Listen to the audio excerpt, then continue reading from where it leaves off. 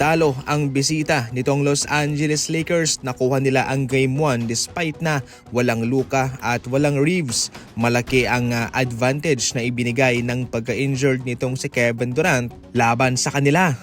Pero eto mga idol ang naging susi sa panalong ito. Ginalingan mismo nitong Los Angeles Lakers yung kanilang rebounding. Abakalain nyo, nasa 30 mahigit ang kanilang defensive rebounds.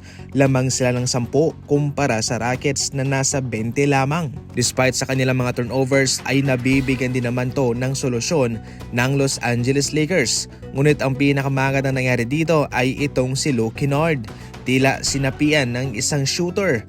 Grabe, ito raw yung malaking biyayang natanggap ng Los Angeles Lakers dito mga idol.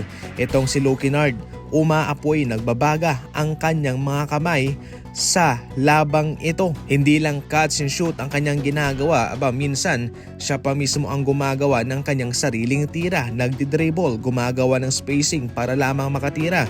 Minsan dinidikitan, pero nakakapasok pa rin. Yan po ang kalamangan ng Los Angeles Lakers laban sa Rockets sa labang ito mga idol. Siyempre, si Kevin Durant natapyasan ng 26 points per game itong Rockets. Wala silang high volume scoring maliban kay KD. Siyempre, nabawasan din sila ng space maker. Kaya naging maganda ang depensa ng Los Angeles Lakers dito. One-on-one talaga yung kanilang depensa. Wala silang dino-double team.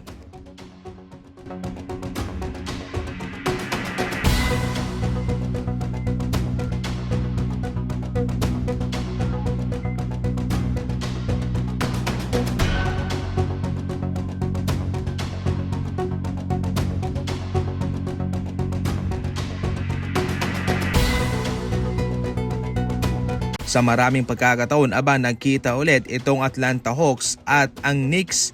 Pero sa puntong ito ay wala nga lang si Trae Young. Nasa Washington Wizards na. Panalo ang Knicks sa labang ito mga idol. Nakuha nila ang Game 1. Lamang sila ng nasa 11 points sa kanilang panalo.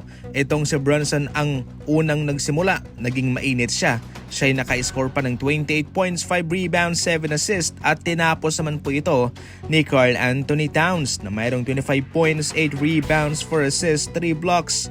Naging balanse ang kanilang kontribusyon. Kanilang nalimitahan lamang sa 102 points itong Atlanta. CJ McCollum 26 points at big time for 3-pointer. Si Johnson 23 points, si Okongwu 19 points. 1-0 na ang ating kartada. Lamang dito ang Knicks mga idol. Ngayon ating aabangan sa susunod na laban kung ano bang mga adjustment ang gagawin ng Atlanta Hawks laban sa kanila.